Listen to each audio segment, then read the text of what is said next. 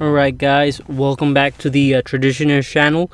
This is going to be lecture number 24, Marcuse and the New Left.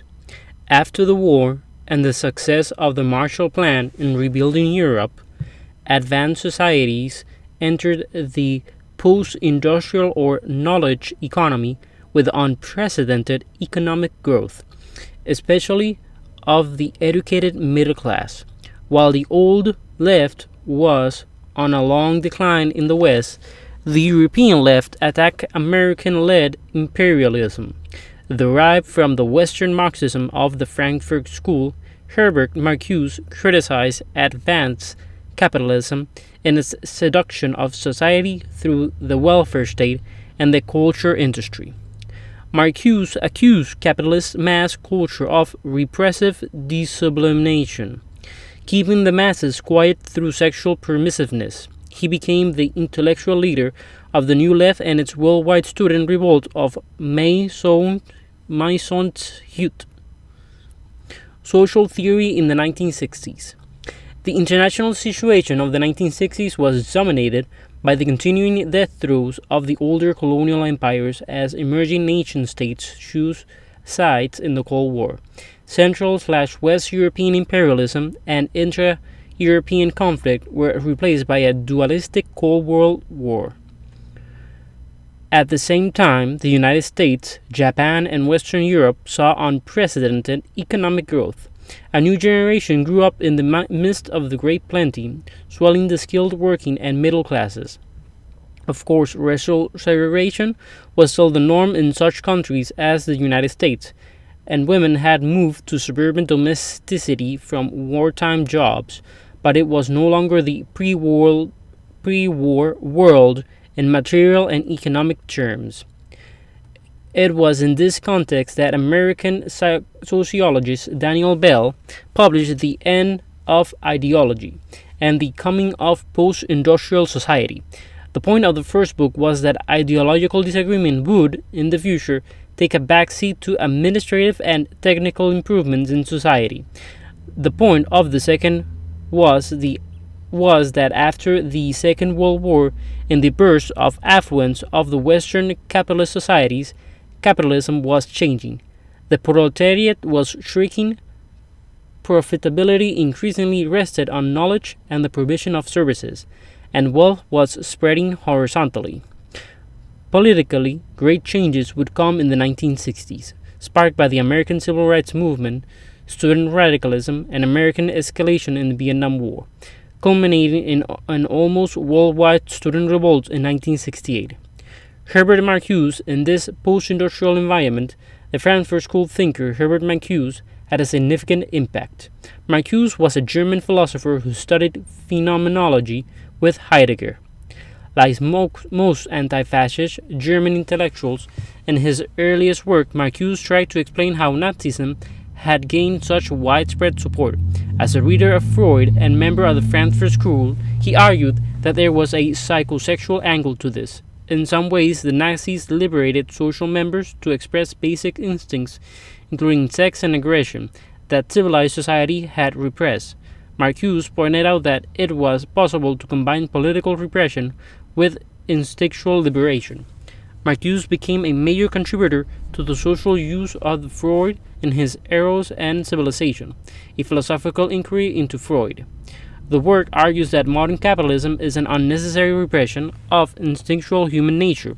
Although taking Marx into account, the problem is the alienated version of labor, not merely the reality principle.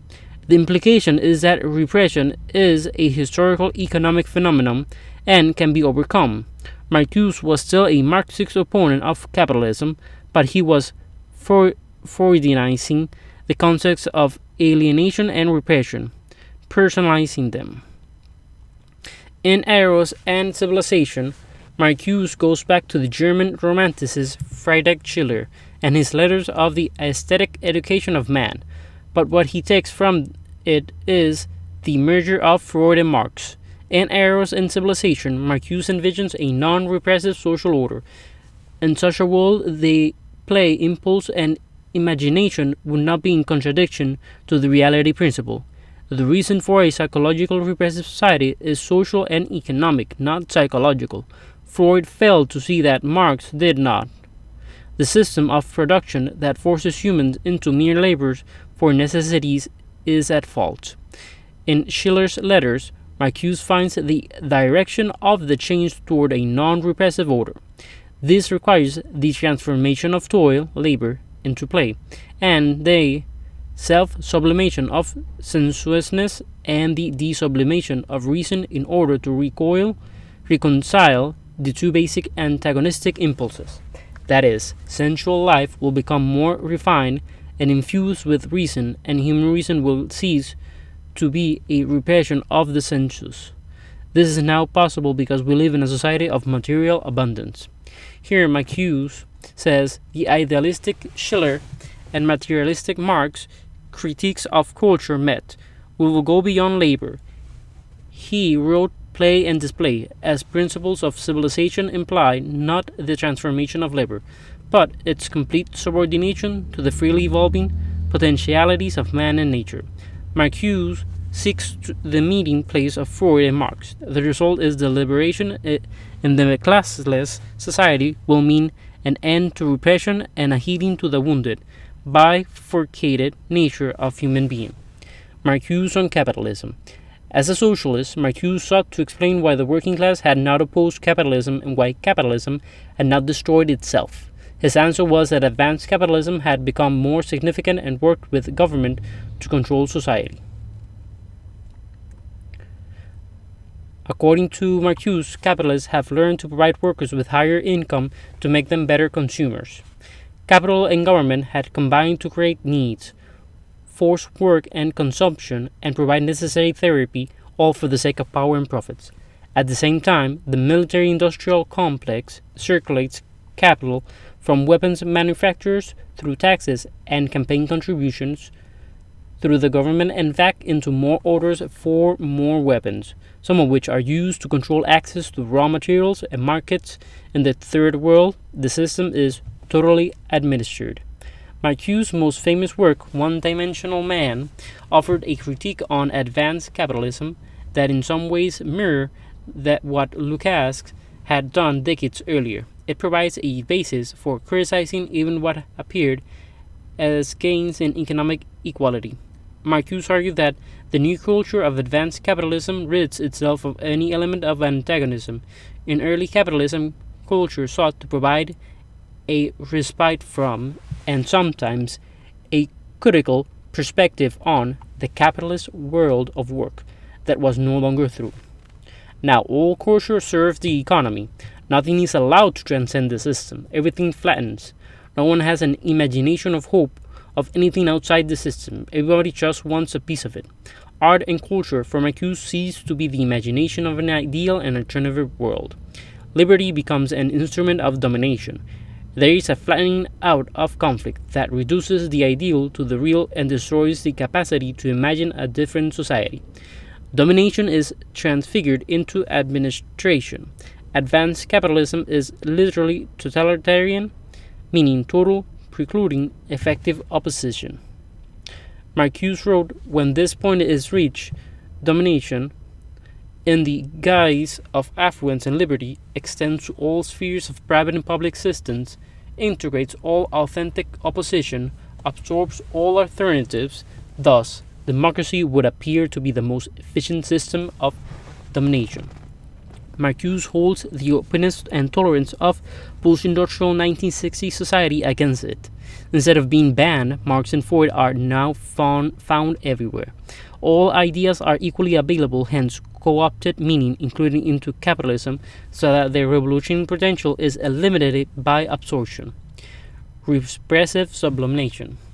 It certainly seemed that mass culture in the 1960s was becoming more permissive and less repressive. Marcuse reiterates the point he made earlier about the Nazis. The new erotic permissiveness of culture was enabling capitalism.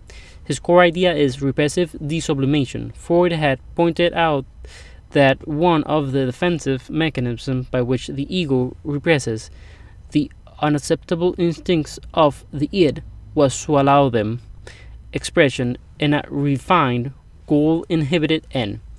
that is, sublimation or refinement. Marcuse argues that late capitalism desublimates, that is, allows a more direct and less refined satisfaction of the instincts. Premarital sex loses its stigma. We go to erotic and violent movies and we play violent sports, but these activities are not liberating, they are repressive. According to Marcuse, the pleasure principle in our time absorbs the reality principle. The pleasure principle for Freud governs its relation to the world and must be supplanted as we mature by the reality principle so that our rational ego can manage our desires practically. For Marcuse, advanced capitalism has found that it can make more money out of the pleasure principle. Contemporary mass culture wants people to focus on their pleasure, dreams, and fantasies, and forget their economic situation and who has the power. In practice, Marcuse advocates a centrally planned economy, direct democracy, and pacification. He hoped for a democratic socialism with the end of Western imperialism, hence a social world without a military-industrial complex. He also imagined that the post-capitalist world would be one where work was play and where personal psychological repression would disappear. The New Left.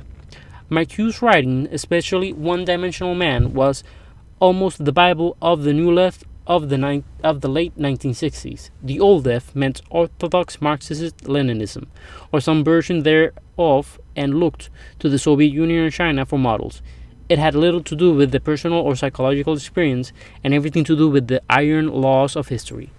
The term New Left was used to describe almost an American version of socialism, imagined to be compatible with an end to industrial production, a return to the land, erotic freedom, the end of authority, and the obligation to be efficient in production, and so on. The New Left, to some extent, a modified enemy. Government institutions were now in league with capitalism. Class struggle was not its core. Its vision of success was heavily influenced by the need for racial equality and an almost libertarian sense of individual liberty. Some combination of liberalism, participatory democracy, and socialism that rejects the warfare state and racism and acts for the alleviation of poverty is desirable. The New Left seemed to combine the early marks of the Western Marxists with Freudian psychoanalysis and existentialism. There was a general view that the system of capitalism plus government bureaucracy is alienating to the self for human subject and anti-nature. Alienation of the self was the key. The solution may be socialist, but it is equally anti-authoritarian and pro-imagination, eroticism, and individualism, and thus utterly non-Leninist. Arguably, the old Marxists were right about one thing: Freud was essentially bourgeoisie and not at all a utopian. Freud, like repression, he just didn't want it to be too severe. But Marcuse helped to create what was sometimes called a Freudian left, which lasted in intellectual circles for some time. It would be overcome politically by a turn to the right in the 1980s among European philosophers, by the development of French post-structuralism, a generation whose authors were just beginning to do their work in the 1968. Well, guys, really hope you liked this recent video. Hit like, subscribe to the Traditionalist channel, and let me know what you think about this latest lecture. Well, guys, till next time.